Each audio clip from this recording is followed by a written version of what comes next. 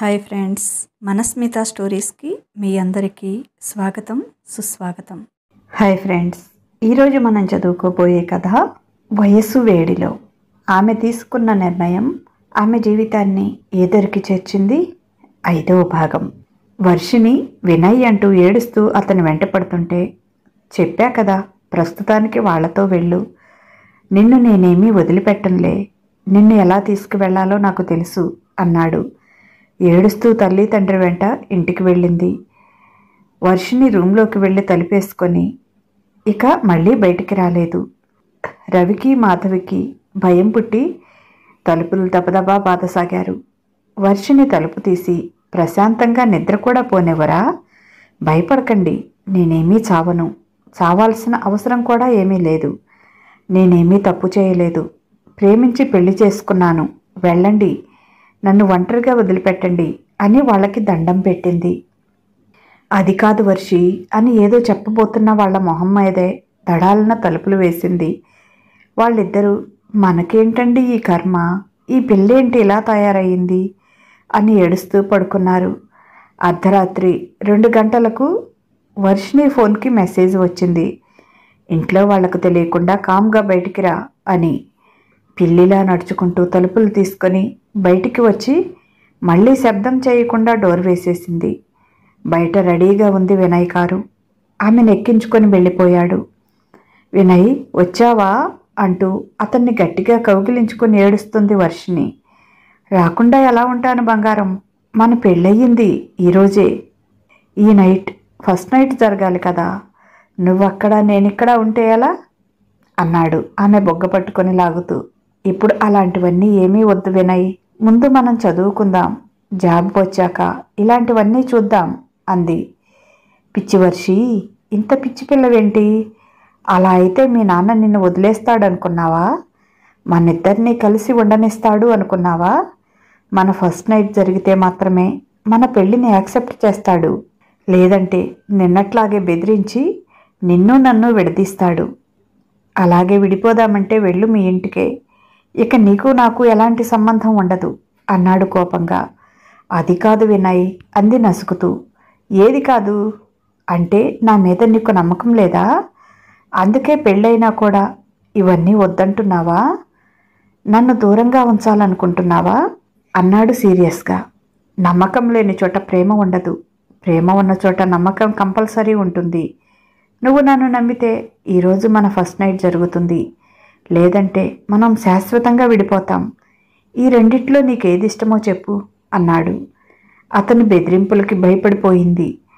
ఎక్కడ వినయ్ తనని వదిలి వెళ్ళిపోతాడు అని. నీ ఇష్టం విన్ను అంది. నీ ఇష్టం విన్ను అంది. దట్స్ మై కాల్ అన్నాడు ఆమెను మీదికి లాక్కుని. ఇక మాట్లాడకుండా ఆమె పెదవుల్ని తన పెదవులతో బంధించాడు. అరక్షణంలో అతని మాయలో పడిపోయి అతని మెడ చుట్టూ చేతులు వేసి అతని ముద్దుకి సహకరిస్తుంది. కారు వెళ్ళి ఓ చోట ఆగింది. కారు దిగి చుట్టూ చూసిన వర్షిని, ఎక్కడికొచ్చాం విన్ను, ఇక్కడ చుట్టూ ఇల్లు కూడా లేవు, ఇదొక్కటే ఉంది అంది. ఇది ఇల్లు కాదు, గెస్ట్ హౌస్, ఊరికి దూరంగా ఉంటుంది. ఇక్కడ ఉంటే రెండో కంటి వాడికి తెలియదు, అందుకే ఇక్కడికి తీసుకొచ్చాను అని ఆమెను తీసుకొని ఆ గెస్ట్ హౌస్లోకి వెళ్ళాడు. ఆమెను లోపల వదిలిపెట్టి ఇక్కడే ఉండు, మా ఫ్రెండ్ని పంపించి వస్తాను అని బయటికి వచ్చాడు. అప్పటి వరకు కారు నడిపిన అతని ఫ్రెండ్, ఏరా నీకు ఒక్కడికేనా, మాకేమీ షేర్ లేదా? ఇప్పటిదాకా కారులో నీ రొమాన్స్ చూసి నాకు పిచ్చెక్కిపోయింది, మరి నాకెప్పుడు షేర్ చేస్తావు అన్నాడు. ముందు నన్ను చూపు చూడనివ్వరా, నాకు మొహం వచ్చాక నీ మొహాన పడేస్తాలే అన్నాడు. అంతేరా, ఫస్ట్ చాయిస్లన్నీ నీవి, నీకు మొహం మొత్తినాక అప్పుడు మా మొహాన వేస్తావు, అంతేగా, ఒక్కసారైనా ఫస్ట్ చాయిస్ ఇవ్వచ్చుగా అన్నాడు. సీరియస్గా అతని వైపు చూశాడు వినయ్. ఏదో జోక్ చేశాను సరదాగా, దానికే అంత కోపమా? క్యారీ ఆన్ అంటూ కారు తీసుకొని అతను వెళ్ళిపోయాడు. వెంటనే లోపలికి వెళ్ళిన వినయ్ ఒక్కసారిగా వర్షిని సుడిగాలిలా చుట్టేశాడు. ఏంట్రా వర్షు, ఉదయం నుంచి ఇదే శారీతో ఉన్నావా, స్నానం కూడా చేయలేదా అన్నాడు. అవును విన్ను, ఏడుస్తూ పడుకున్నాను అంది దిగులుగా. అయితే నేను స్నానం చేపిస్తా పదా అంటూ ఆమెను ఎత్తుకొని బాత్రూంకి తీసుకువెళ్ళాడు. ఏ వద్దు వద్దు, నేను చేస్తాను, నువ్వు వెళ్ళు అంది. అయినా నా బట్టలు లేవుగా ఇక్కడ. ఎలాగా అంది. నేనున్నానుగా, నన్ను చుట్టేసుకో నీ వంటికి, ఇంకా బట్టలెందుకు అన్నాడు. చీపో వినయ్ అంది. సిగ్గుతో ఆమె ఒళ్ళంతా ఎర్రబడింది. ఈరోజు వదిలేస్తున్నాను, రేపు మాత్రం నేనే స్నానం చేపిస్తాను. అయినా రేపు నీకు స్నానం చేసేంత ఓపిక ఉండదులే, నేను చేపించాల్సిందే అన్నాడు చిలిపిగా నవ్వుతూ. ఆమెకు టవల్ ఇచ్చి తన షర్టు ఒకటి అక్కడ పెట్టాడు. ఇది వేసుకో, నీకు చాలా పొడవు వస్తుంది, అంతకంటే ఇక్కడ వేరే డ్రెస్సులు లేవు నీకు అన్నాడు. స్నానం చేసి అతను షర్టు వేసుకుని వచ్చింది. అతను బాగా హైట్ కావటంతో ఆ షర్టు ఆమె మోకాళ్లపైకి వచ్చింది. దాన్ని కిందికి లాక్కుంటూ వినయ్ వచ్చి సిగ్గుతో తల వంచుకొని నిలబడింది. ఆమెను తన మీదకి లాక్కున్నాడు. అప్పటికే అతను షర్టు రిమూవ్ చేసి ఉండటంతో ఆచ్ఛాదన లేని అతని గుండెలపై పడింది. సిగ్గుతో తల ఎత్తలేక అతని మెడవంపులో మొహం దాచుకుంది. ఆమెకి లోపల చాలా భయంగా ఉంది. కానీ వినయ్ చేతులు పెదవులు తన ఒంటి మీద చేసే చిలిపి పనులకు ఆమె లోపల కోరికల లావా వెల్లువై పెళ్ళుబుకింది. అతని పెదవులు ఆమె ఒళ్ళంతా తాకుతున్నాయి. ఆమె లేలేత అందాలని తన పళ్లతో కొరుకుతూ, చేతులతో తడుముతూ, పెదవులతో ఆస్వాదిస్తున్నాడు. ఆమె శరీరంలో ఒక్క అణువు కూడా వదల్లేదు అతని పెదవులు. ఆమె తమకంతో అతన్ని గట్టిగా కౌగిలించుకొని విన్నూ విన్నూ అని పదే పదే పలవరిస్తోంది. అతను ఆమెను పూర్తిగా ఆక్రమించాడు. అతను ఆమె ఆడతనం మీద తొలి సంతకం చేస్తుంటే బాధతో విలవిలలాడింది. కానీ వినయ్కి మాత్రం స్వర్గం కనిపించింది ఆమె పుందులో. ఒకరికి బాధగా, ఒకరికి సుఖంగా సాగిపోయింది ఆ కలయిక. ఒక్కసారికే పెయిన్ ఉంటుంది, తర్వాత ఏమీ ఉండదు అంటూ మిగిలిన రాత్రంతా ఆమెను బాధ పెడుతూనే ఉన్నాడు వినయ్. తామిద్దరూ న్యూడ్గా ఉన్న ఫోటోలను రాత్రి తామిద్దరి మధ్య జరిగిన దానిని వీడియో చేసి రవికి షేర్ చేశాడు. ఇప్పుడు పెట్టరా కేసు, కావాలంటే ఈ వీడియో కూడా సాక్ష్యంగా పెట్టు, నేను ఈ వీడియో పెట్టాల్సిన దగ్గర పెడతాను, నీ కూతురు ఫోటోలు ఊర్లో ప్రతి ఇంటి గోడ మీద వెలుస్తాయి అని మెసేజ్ పెట్టాడు. తల కొట్టుకుని ఏడ్చారు రవి మాధవి. కూతురు కనపడక ఇప్పటికే దిగులుతో కృంగిపోతున్నారు. అది చూసి తట్టుకోలేకపోయింది మాధవి. ఆమె గుండె ఆ బాధని తట్టుకోలేకపోతుంది. గుండె పట్టుకుని కూలబడిపోయింది. అంబులెన్స్ పిలిపించి హడావుడిగా హాస్పిటల్కి తీసుకువెళ్ళాడు భార్యని. కానీ కూతుర్ని అలాంటి స్థితిలో చూడలేని ఆమె అప్పటికే ఈ లోకాన్ని విడిచి వెళ్ళింది. జీవోత్సవంలా మిగిలిపోయాడు రవి. కానీ కూతురు గురించి వెతకటం మాత్రం ఆపలేదు. కానీ కూతురి ఆచూకీ కనుక్కోలేకపోయాడు. ఇక ఆమె మీద ఆశ వదిలేసుకొని తనకి వేరే ఊరు ట్రాన్స్ఫర్ అయితే వెళ్ళిపోయాడు. అలా ఓ 3 నెలలు గడిచిపోయింది. వినయ్ దగ్గర డబ్బులైపోయాయి. వర్షిని కాలేజీకి వెళ్దాం, ఇలా ఉంటే ఎలా అంటూనే ఉంది. వెళ్ళొచ్చులే, లాస్ట్లో ఎగ్జామ్స్ రాయొచ్చు, ఇప్పుడు వెళ్ళి ఏం చేయాలి, మనం వెళ్తే మీ నాన్న నిన్ను లాక్కెళ్తాడు, మనల్ని వేరు చేస్తాడు అంటూ కళ్ళబొల్లి కబుర్లు చెప్పాడు. ఇక వినయ్కి వర్షిని మొహం మొత్తింది. అసలు అన్ని రోజులు అతను ఓ అమ్మాయితో ఉండటమే చాలా గ్రేట్. ఏ అమ్మాయితో కూడా 10 రోజుల కంటే ఎక్కువగా ఎంజాయ్ చేయలేదు. వర్షి అందం అలాంటిది అనుకున్నాడు. కానీ ఎంత అందమైనా అంత ఎక్కువగా రుచి చూశాక మొహం మొత్తకుండా ఎలా ఉంటుంది? తీపి కూడా అతిగా తింటే వెగటేస్తోందిగా, అలాగే ఇక ఆమె తనకి పనికిరాదు అనుకున్నాడు. ఆ రోజు వర్షిని నిద్రపోతోంది. వినయ్ ఆమె నిద్రపోతుందని పక్కకు వచ్చి ఏదో కాల్ మాట్లాడుతున్నాడు. దానిలో ఎవరితోనో ఏదో డీల్ చేసుకుంటున్నాడు. మధ్యలోనే మెలకు వచ్చిన వర్షిని అదంతా వింది. 20 లక్షలకి తనని ఎవరికో అమ్మేస్తున్నాడు, ఈ రోజు సాయంత్రం తీసుకొస్తాను అని చెప్తున్నాడు. వినయ్ తన దగ్గరికి వచ్చేటప్పటికి గట్టిగా కళ్ళు మూసుకొని అలాగే పడుకుంది. ఆమెను చూసి బయట డోర్ లాక్ చేసుకుని వెళ్ళిపోయాడు వినయ్. తండ్రి ఆ రోజు అన్నమాట ఆమెకు ఇప్పుడు అర్థమైంది. తనెంత పొరపాటు చేసిందో కూడా అర్థమైంది. కానీ సమయం మించిపోయింది అని తనలో తాను కుమ్ములు ఏడుస్తోంది. తలుపులు లాగింది, రాలేదు. తప్పించుకునే దారి కూడా లేదు. ఏం చెయ్యాలి? రేపటి నుంచి తను 10 మంది చేతుల్లో నలగాల. అయినా వినయ్ ఇంత దుర్మార్గుడా? తనంటే ప్రేమని, ప్రాణమని కళ్ళబొల్లి కబుర్లు చెప్పాడు. తన కోరిక తీరాక తనని అమ్మేస్తున్నాడు. ఎంత మోసం! ఇలాంటి వెధవని అస్సలు బతకనీయకూడదు అనుకుంది కసిగా. అయినా అతని తప్పేముంది? తప్పంతా తనది కదా. తల్లి తండ్రి ఎంతగా మొత్తుకున్నారు, ఎంత ఏడ్చారు, ఎంత బాధపడ్డారు. అతను మంచివాడు కాదని, అతని మోజు తీరాక తనని అమ్మేస్తాడు అని కూడా చెప్పాడు తండ్రి. తనకి వాళ్ళ మంచి మాటలు చెవికెక్కాయా? వాళ్ళు నాకు కన్న తల్లిదండ్రులు కదా, నాకు చెడెందుకు చెప్తారు అనుకోలేదు నేను. నా మదం నాతో ఇలాంటి పని చేపించింది.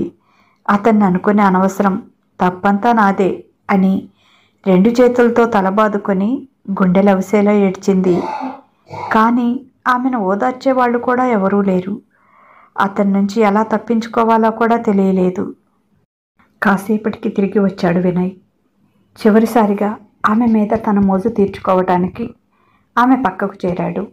అప్పుడు వినయ్ని చూస్తుంటే ఆమె ఒంటి మీద తేళ్లు జెరులు పాకినట్లుగా, ఓ గొంగళి పురుగును చూసినట్లుగా ఒళ్ళు జలధరించింది. అసహ్యంగా మొహం తిప్పుకుంది. ఏంటి నా వర్షి బేబీ ఈరోజు డల్గా ఉంది?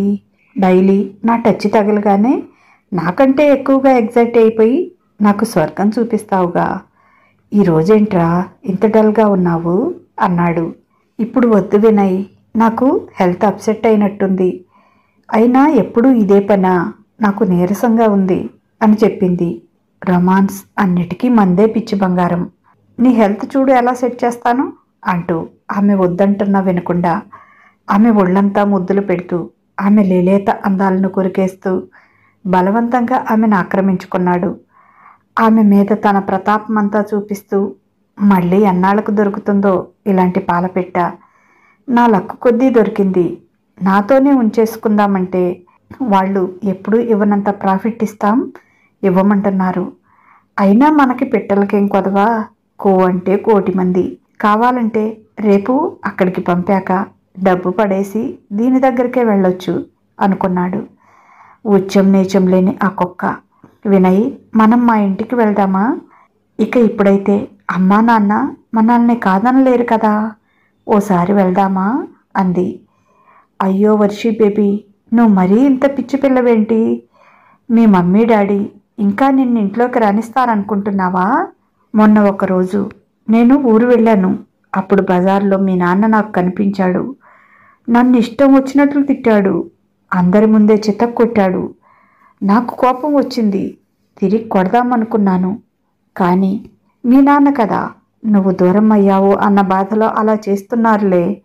నేను తిరగబడితే మళ్ళీ ఎప్పటికీ నువ్వు వాళ్ళ దగ్గరికి వెళ్ళలేవు అని నేను కామ్గా ఉన్నాను. వర్షి మీ గురించి బాధపడుతుంది, ఒక్కసారి రండి అని చెప్పాను. నిన్ను కూడా విపరీతంగా తిట్టారు. ఆ చిత్తకార్త కుక్క ఏం చేస్తుంది? అది చచ్చిందా బతికిందా? మేమైతే చచ్చింది అని అనుకుంటున్నాము. దాని గురించి మా దగ్గర మాట్లాడకు అని ఇష్టం వచ్చినట్టు మాట్లాడారు వర్షి. నేను ఆ మాటలన్నీ వినలేక అక్కడి నుంచి వచ్చేశాను. మీ నాన్న అప్పటికి కూడా తిడుతూనే ఉన్నారు. ఇంకా ఇప్పుడు మనం ఇంటికి వెళ్తే రానిస్తారా అన్నాడు. అతను చెప్పేవన్నీ అబద్ధాలని, తనని అతన్ని దాటి అడుగు కూడా వేయనీయడని అర్థమైంది వర్షినికి. అంత జరిగినప్పుడే తమ తల్లి తండ్రి తన్ని ఒక్క మాట కూడా అనలేదు. నా జీవితం నాశనం అయిపోతుందని ఏడ్చారే తప్ప ఇప్పుడు అలా తిట్టారంటే నేను ఎలా నమ్ముతాను? పాత వర్షిని అయితే తప్పకుండా అతనేం చెప్పినా నమ్మేదాన్ని అనుకొని నీరసంగా పక్కకు తిరిగి కళ్ళు మూసుకుంది. అతనికి ఫోన్ వస్తే బయటికి వెళ్ళి మాట్లాడి లోపలికి వచ్చి, ఏం తింటావు వర్షు, ఏం ఆర్డర్ పెట్టను అన్నాడు. ఏదో ఒకటి పెట్టు అని కళ్ళు మూసుకొని పడుకుంది. ఈ రోజేంటో దీని మూడ్ బాగున్నట్లేదు అనుకుంటూ ఫుడ్ ఆర్డర్ పెట్టి మర్చిపోయి ఫోన్ అక్కడే పెట్టి వాష్రూమ్లోకి వెళ్ళాడు. వెంటనే అతను ఫోన్ తీసి వాట్సాప్ ఓపెన్ చేసింది. అతని ఫ్రెండ్స్తో చాటింగ్ చూసి తల తిరిగిపోయింది వర్షినికి. వాళ్ళంతా వినయ్ని తిడుతున్నారు. ప్రతి అమ్మాయిని మాకు షేర్ చేస్తావుగా, అంత అందంగా ఉన్న వర్షిణిని మాత్రం మాకు షేర్ చేయకుండానే అమ్మేస్తున్నావు. అప్పుడేమో నీ మొహం మొత్తాక మాకు అవకాశం ఇస్తానన్నావు. నీకు కావలసిన హెల్ప్ అంతా చేపించుకున్నావు. ఇప్పుడేమో మాకు తెలియకుండా దాన్ని ఎక్కువ రేటుకి అమ్మేసి క్యాష్ చేసుకుంటున్నావు అని వినయ్ మీద ఫైర్ అవుతున్నారు. నేనేం చేయనురా, దాని మీద ఇంకా నాకే మోజు తీరలేదు. ఇలాంటి అమ్మాయిని మళ్ళీ లైఫ్లో చూడలేమురా.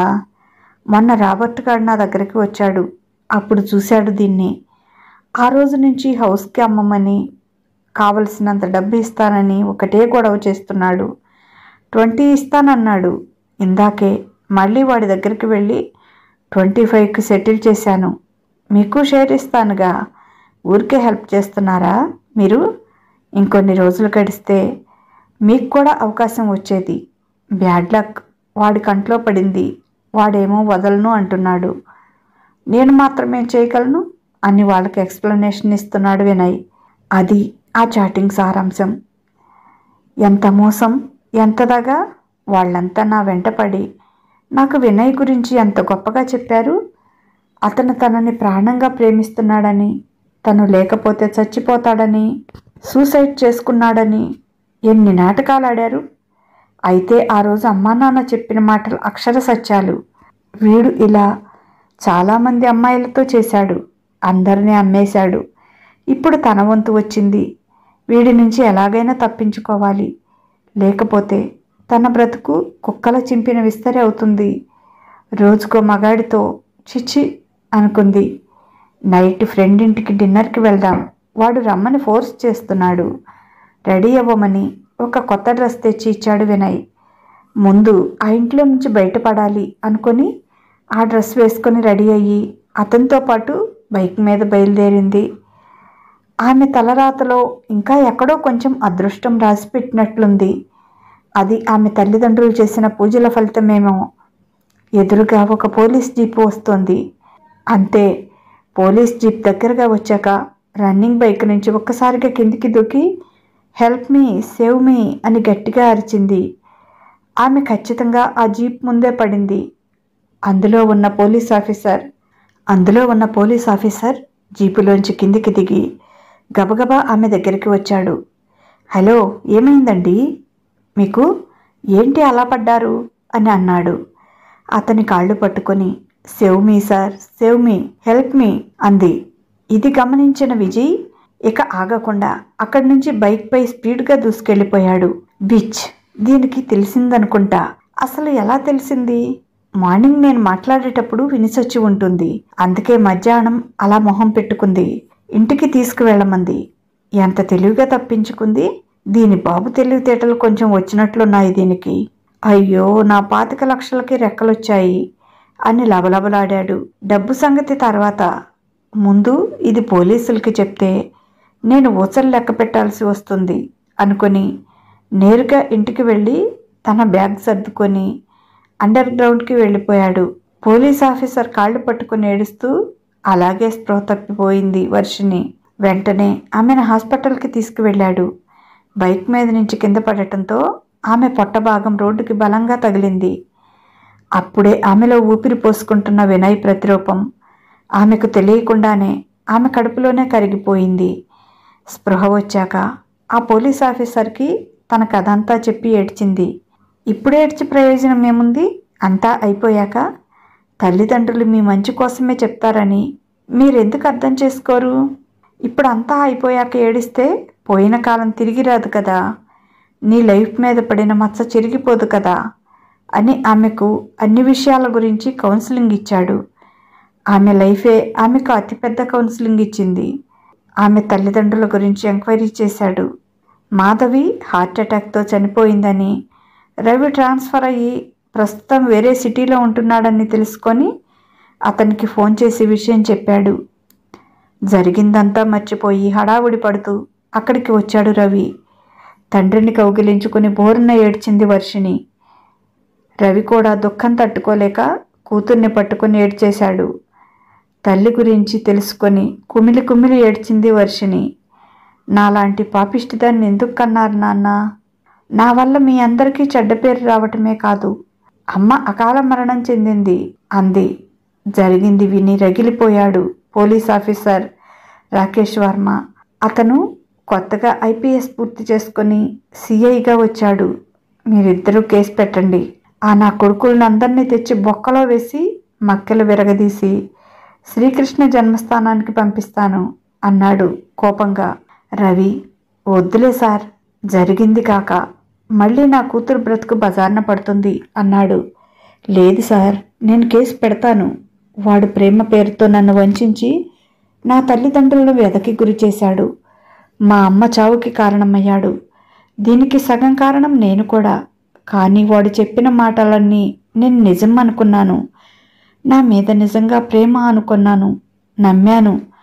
చివరికి నా మీద మోజు తీరగానే నన్ను 25 లక్షలకు అమ్మేశాడు. నా అదృష్టం బాగుంది, ఈరోజు మీ జీప్ ఎదురు వచ్చింది. లేకపోతే ఈరోజు నా పరిస్థితి ఎలా ఉండేదో అన్నాడు అని వర్షిని వినయ్ మీద, అతని స్నేహితుల మీద కేసు ఫైల్ చేసింది. రవి వర్షిణిని తీసుకొని ఇంటికి వెళ్ళాడు. ఏది ఏమైనా ఆమె తన కూతురు. పుట్టినప్పటి నుంచి అల్లారు ముద్దుగా పెంచుకున్నారు. ఆమె ఎలాంటి పరిస్థితుల్లో ఉన్నా, ఎలాంటి తప్పు చేసినా అలా గాలికి వదిలేయలేడు కదా. అందుకే ఇంటికి తెచ్చుకొని కాలేజీలో చేర్పించాడు. రాకేష్ అప్పుడప్పుడు ఫోన్ చేసి అన్ని విషయాలు కనుక్కునేవాడు. వర్షినికి కూడా ఎప్పటికప్పుడు కౌన్సిలింగ్ ఇస్తూ ఉండేవాడు. వినయ్కి, అతని ఫ్రెండ్స్కి 5 సంవత్సరాల శిక్ష పడింది. ఇదండి ఈరోజు కథ. మీకు కనుక ఈ కథ నచ్చినట్లయితే తప్పనిసరిగా లైక్ ఇవ్వండి. వినయ్కి 5 సంవత్సరాల జైలు శిక్ష పడింది. తర్వాత వర్షిని ఏం చేస్తుంది? తండ్రితో పాటు వెళ్తుందా? తన తప్పు తెలుసుకుంది కాబట్టి తండ్రి ఆమెను తీసుకెళ్తాడా? తల్లి చనిపోయిందని తెలుసుకొని తండ్రికి కూడా దూరం అవుతుందా? ఇంతకీ వర్షిని ఏం చేస్తుంది? రవి ఏం చేస్తాడు? అది తెలుసుకోవాలంటే రేపటి ఎపిసోడ్ తప్పనిసరిగా వినండి. ఈ కథ కనుక మీకు నచ్చినట్లయితే తప్పనిసరిగా ఒక లైక్ ఇవ్వండి. అలాగే ఈ కథ పైన మీ అమూల్యమైన అభిప్రాయాన్ని ఓ చిన్న కామెంట్ ద్వారా తెలియచేయండి. మన స్మిత స్టోరీస్ని సబ్స్క్రైబ్ చేసుకొని మీకు తెలిసిన వారికి కూడా షేర్ చేయండి. ఇక ఉంటాను. బాయ్. మీ లక్ష్మి ఘంట.